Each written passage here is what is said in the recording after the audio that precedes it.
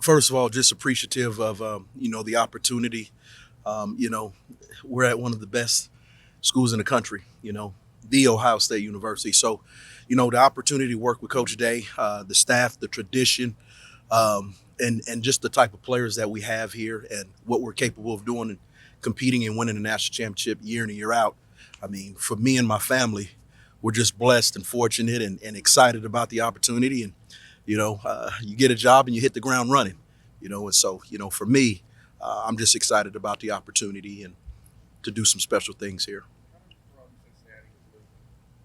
What type of communication or conversation was there with him about Ohio State? Obviously, this is his home, and what was his reaction to you having this conversation? Possible. Coach was professional. He was awesome about it. He understood. We had a great 2-year run. I mean, we were 22-2. Obviously, we'd have liked the one those last two games the past 2 years, but at the same point in time, he was great. He and his family, his wife, they were great, and I'm forever grateful to him. He was good to me, and he understood. You know, Obviously, what you were able to develop last year gives you a lot of cachet for your trail. Also, you seem to know that at this point, kind of know what your resume is. Now it's about building those relationships. How do you think that moves in the first 2 seasons you had an opportunity to do? great. It's amazing. Young men these days. I mean, it's a click of a button. And credit to those young men I coached at Cincinnati for opening their heart and minds to me and to let me pour it into them. So it gives you a little juice. Guys want to be the best. Guys want to be all Americans. Guys want to have the opportunity to win the Jim Thorpe Award. Guys want to win championships. Guys want to have the opportunity to be projected first round draft pick. So for me, being able to go into schools with the block O on your chest and knowing that, hey, I've got an opportunity to win a national championship year in and year out and be the best of the best is definitely an added advantage. This is probably the most high profile school that you've been at. So you mentioned that you do now have that cachet along with the resume. Put that together, I guess, like what are the expectations for yourself? Extremely exciting. I mean, one, humbling, but extremely exciting, to have the resources, the Ohio State, behind you to go into any home, any school, and say, hey, you want to play at the best school in the country and play for national championships year in and year out and be able to get a quality education and live your dreams and goals. I mean, that's hard to turn down. Plus, get developed. I think that's the main, the key component is not only going to a great school like this and having the opportunities on the field, but have an opportunity to get developed to be the very best and maximize your God-given ability. Just from a personnel standpoint, you guys want the safeties out there as you guys are evaluating talent, evaluating this roster. Could you just kind of break down like what you want from each of those safety spots, just like what body types, skill sets you want from guys who maybe five safety, three safety, cover safety, whatever you guys want to call it. Yeah, you want a nice little flavor. You don't want the same guy. You want a guy that can play the post, and play the middle, but you also want a guy that can cover. You also want a guy that can, play in the box. So all three of those guys have a unique skill set, but at the same point in time, it's going to give us the multiplicity to do some different things with all of them to where we're not one dimensional. So we keep an offense off balance. Coach Davis talked to us about how you and Coach Walton will work together to coach that secondary. What is that relationship like here early on, and how do you see that developing? We all have our specialties as far as, I'm coaching the safeties, he's coaching the corners, but at the same point in time, we're a secondary, and I think that's extremely important. Just my time as a coach that those two entities work together. It's just like when I was at Cincinnati, I coached the corners and we had a safeties coach. We still are one.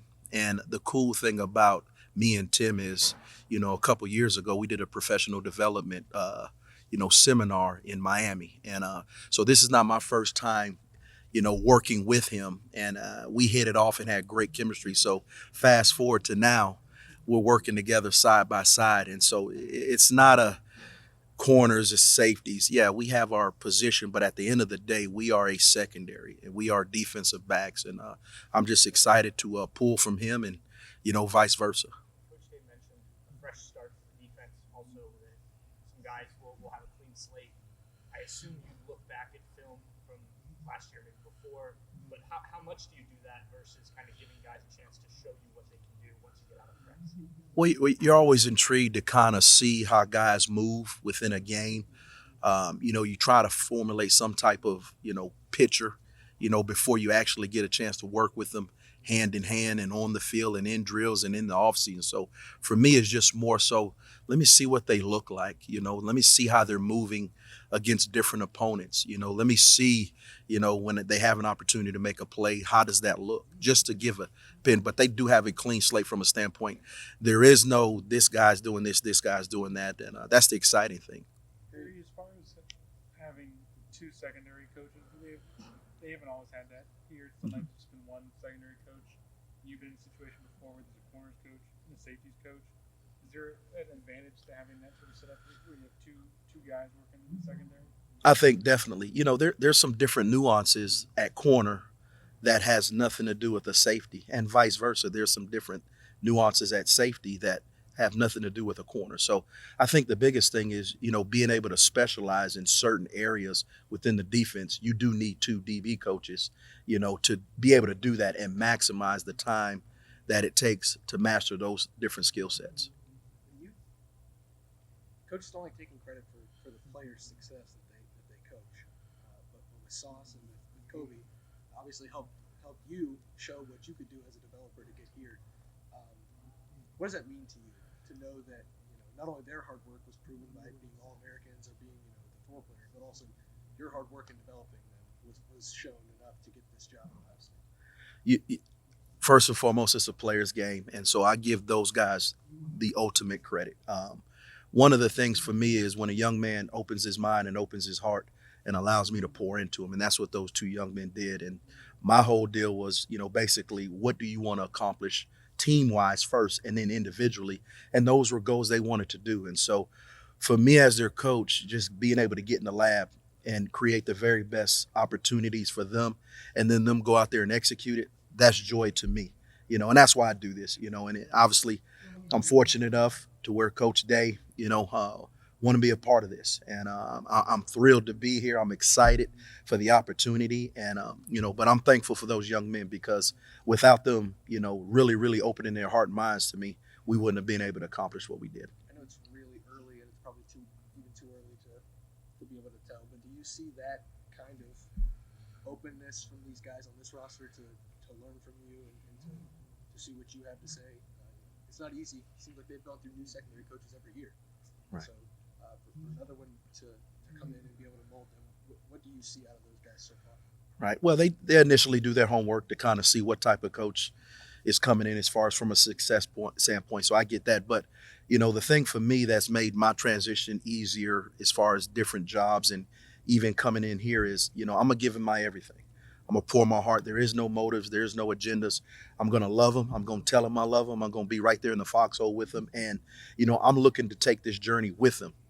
And we're looking to do this together, and that's the cool thing. It's about the relationships. And that's why I coach, I don't coach for the fame and all. I coach because I want to pour into young men's lives and see them live out their dreams in the greatest team sport there is. Coach, the success that you had at Cincinnati as a team, what you guys accomplished as a team, getting to the college football playoff, working with guys that played at a really high level, how did that make you a better coach over these last 12 months? Well, it didn't take very long when I got the job there right before COVID hit. It was the culture. Those guys, the work ethic, the belief, the togetherness. And so, the cool thing for me is I know exactly what that looks like on a day in and day out basis and what it's going to take, for us to take that next step and do what we're more than capable of doing here at Ohio State University. So when you're evaluating, just for your own professional endeavors, you're evaluating what a good situation might look like for you and maybe one that could be appealing but doesn't have it, whatever that is. How do you go through that process and figure out what the right steps are for you as you go on your journey? Well, I got a boss at home called my wife. So it starts there. But, there's no place like the Ohio State University. And it's the best job in the country. And I'd be lying to you to tell you that I saw this on the radar, because I didn't. And when Coach Day, reached out to Coach Fickle and wanted to reference, me coming up here, I'm blessed. And I know the expectations, and I know what's expected. I want to coach at the highest level. I want to be able to coach and win national championships. And I want to see young men be able to live out their dreams at the highest level. And so, when the opportunity afforded itself and my big boss at home was on board, I took it and ran with it. I apologize if you've already been asked this, but when you had a chance to first meet with Coach Day, what struck you about him that made you feel like, even just beyond the tradition or the expectations that come with coaching here, what struck you about him as the kind of guy that you wanted to link up with? Easy to talk to, very down to earth. Just there was great chemistry right off the bat, and it wasn't awkward. It was real. And that's all I ask, I'm gonna give him everything, but to work for a man that, you just feel at home, you feel comfortable with, great chemistry, great communication, and he knows exactly what he wants and what it's supposed to look like, it made the transition extremely easy. In those conversations with Coach Day, what did he communicate with you about what he wants to see change on the back end for this team this year? Just to us to maximize our ability back there, and he wanted the best. We've got great players here, great players. And so, he identified that something needed to have a change, and, he made the decision, and I was fortunate enough to get a phone call and come up, and, it was a fit, relationships wise, it's got to be a fit, not only just on the field, but can those young men have a great relationship with you and you get the very best out of them. And, he made the decision that I was the right fit and the right choice. You talked about how this program kind of speaks for itself, but did you have any conversations with Coach Vick before you came here about what to expect? Some warning labels or anything? Not really warning label. I've been doing this for a long time, and the expectations. And for me, I've never ran away from expectations. I'm the ultimate competitor. We always talk about, is the player a competitor? Well, coaches are competitors too, and for me to have the ability to coach here and, coach at the highest level and coach big games, and the expectation here is to win national championships. Well, I'm not afraid of that, and that takes a lot of hard work, commitment, discipline, and dedication, but I'm willing to get in the foxhole with those young men. And, as in reference to Coach Fick, he was great. I can't reiterate that enough. He was great about the whole situation. He understood, and, he wished me the best, and obviously didn't want me to leave, but at the same point in time, he understood. How did maybe working for him really prepare you to come here, since there is so much, Right. crossover? There's definitely some similarities in the program, in the culture, in certain terms that we use, and just the approach. So for me coming here, the transition these 2 weeks that I've been here has been pretty seamless. And so, I would say it definitely prepared me for, what's to come here. My last one, Joey was talking about how now there are two secondary coaches at many different schools. What does that say about where the college game is headed? That is seen as two separate positions that you really have to hone in on to have a good secondary. Well, I just think that to specialize in the drills, to specialize in the techniques, the fundamentals, the certain coverages that we'll run, I think if you're asking one guy to do it by himself, we're going to miss the mark on some things. And so I think for, Coach Knowles and Coach Day to truly identify and recognize that, we need two guys back there. But I think the key to that is to have the chemistry, the communication, and we're all in this thing together. I think that's extremely critical into having a really, really good secondary. Perry, as far as splitting those two roles up, just to follow up, will you guys meet safeties all together, corners all together, or do you meet it's like a whole DB unit? How does that typically work? Without speaking out of turn, you do have to meet separate at times, but at the same point in time, you do have to meet together. I think once again, it comes down to the relationship, the communication with, myself and Coach Walton. We're going to be like this. We're going to be on the same wavelength. So what he's saying, I'm saying, what I'm saying, he's saying. And so I think that's the most important thing. You don't always have to meet with each other as far as a group, but I think both coaches have to be on the same wavelength, have to be reading from the same sheet of music. But I think there is a definite advantage to meeting at times together and then also meeting separate. And that's something we'll address in the next few days. Barry, how hard is it to not have preconceived notions about players that you've watched on TV, or you have to come in here and everyone kind of starts over, right? Right. You're starting over, the players are starting over. How hard is it to not have a thought about someone? Hey, I watched this kid on TV, I saw this, I wasn't that impressed, or I liked the way this kid did that. I mean, is it something that you have to consciously try to absolve from your mind when you get in here? No, I mean you just got to come in with an open mind and really mean that. Sometimes there's a reason why you saw what you saw on tape, and until you're around a young man day in and day out to understand the habits, the work ethic, what was he asked to do, what was he not asked to do, how was he in the film room. So there's so many variables that I think if you do come into this situation with a preconceived notion, you're going to miss the mark. And so when I say it's wide open, they have a clean sheet, clean slate, I really mean that. For me, as a secondary guy, I just sometimes just like to lay eyes and, just kind of see what it looked like, but not going in saying, well, I've already pegged this young man, I've pegged this young man. We've got outstanding players here. And I've had an opportunity to sit down and meet with each one of them individually, and I'm excited. They're excited, and I know I got to earn their trust. And that's fine. I'm willing to do that, but I'm excited about the group that I'll be coaching. Did you have a relationship with any of the players at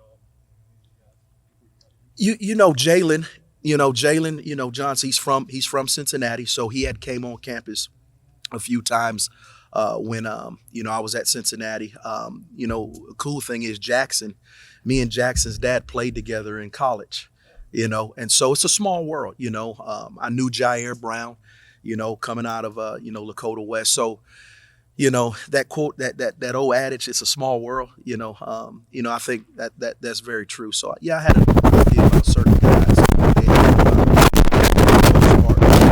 I'm learning these guys just like they're learning me. From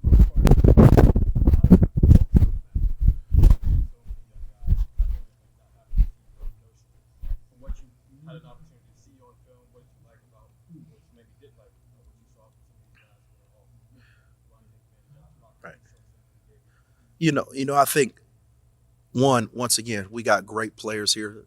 They're really, really good. They're locked in. They're hungry, and so for me, it's more so, okay, all these pieces I'm working with, how are we going to make it all work to where we go in the right direction and have great success as a defense, as a program, and as a football team. So for me, it's more so, hey, I'm looking forward to getting in the foxhole with them, getting in the meeting room with them, getting on the board with them, coming to off season, getting them on the field with them. That's, to me, is going to really be the telltale, because they're going to learn more about me. I'm going to learn more about them, but to sit down with young men and say, I'm hungry, I want this, coach, I want that, and I want to be great, that just gives me that much more motivation to make sure I'm doing what I'm supposed to do for them.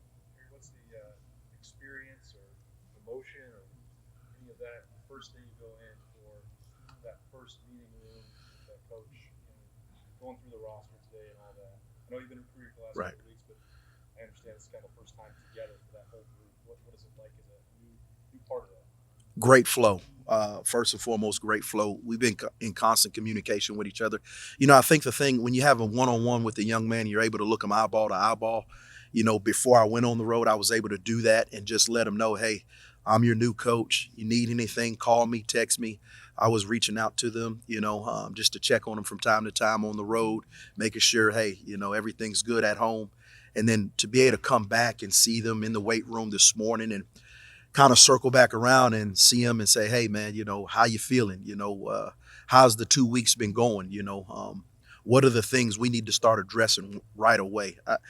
For me, it's about the players and the relationship piece. And, I wanted them to feel and see my passion and see the fire in my eye that, we will get things needed that we need to get done, but I need you to give me your heart and your mind every day, not for me, but for your teammates, for your brothers. And so it's exciting to get around them. Obviously, I know you got to recruit, you got to get on the road, and we're on some really, really talented young men. But at the same point in time, there's no young men like the guys that's on campus right now putting in the work to make a run at a championship. What about being in maybe the staff meeting? Coach Knowles was asked about this. The standard here is to win a national championship, and the reason last year is viewed as the defense. Do you see that as pressure, as exciting, opportunity? How do you look at that? As a competitor, you want to be the best, and I had an opportunity at Cincinnati to know what that feels like, looks like. Pressure's a privilege. I don't want to be somewhere where the expectation is not to win championships, whether it be conference championship, national championship. I don't want to be at a place where the expectation is not to develop your players to be the very best they can be, which ultimately would be the very best in the country. So for me, having that experience, at Cincinnati and being under Coach Fickell and understanding that, every day, there's an expectations of excellence. That's been the norm for me. So for me to come here and say, hey, the expectation is to win a national championship. The expectation is develop these guys to be the very best they can be. That's how I'm built, And so I'm looking forward as a competitor myself, not just a coach, but as a competitor to, roll my sleeves up and dive head first to let's go to work and let's get this thing right. Obviously, you came into this job recently, a couple months or Right. a couple weeks ago, and immediately you went on the road. And you've recruited Ohio guys before coming from Cincinnati. I'm curious about what it was like to see maybe some of the same guys, maybe some different guys around the country, but with a new logo on your chest. How different was it? Did you feel a little bit more power, recruiting, or what was that like for you? Well, there's definitely a different response, and Cincinnati's great, but there's definitely a different response when you have the Blocko on your chest. People say national brand. We are a national brand from California all the way to New York and in between. So there was definitely a different response from a standpoint of, having the Blocko on my chest. But at the same point in time, those relationships had been built, and then I've developed new relationships because certain schools I had never been in. So for me, it was exciting. It's motivating, because, at the end of the day, it's about players, but the right type of players. And so it's exciting, to continually get on the road and build great relationships, but also recruit the very best players in the country. Last question. Was it kind of a trial by fire? When it comes to representing a program, you kind of just started. No. It first starts, obviously, everybody knows, Ohio State, but I think it starts with you as the individual coach. Guys want to play for coaches, and establish a relationship with coaches that they feel good about, that they have a really good rapport with. So it's got to start there. Now, obviously, with the logo on my chest, it doesn't hurt because it gets you indoors and gets you opportunities. And once again, just like we want to coach at the very best and the highest level, young men, want to play at the very best and at the highest level and play for national championships year in and year out and be the best in the country. So it works hand in hand. Coach, thank you very much. Appreciate you. Appreciate it. Yep. We'll bring in Coach